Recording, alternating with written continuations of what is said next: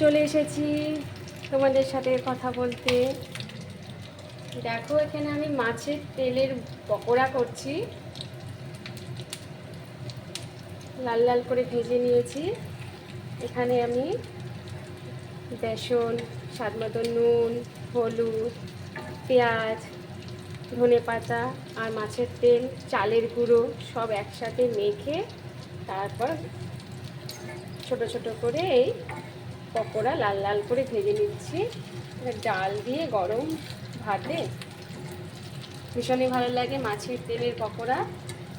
তো তোমরাও করে ফেলো চটপট, খেতে ভীষণ ভালো লাগে মাছের তেলের পকোড়া।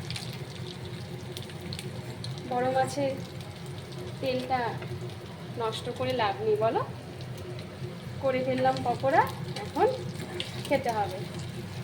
তোমরা বানিয়ে শুরু করে ফেলো, ভীষণ টেস্ট হয়।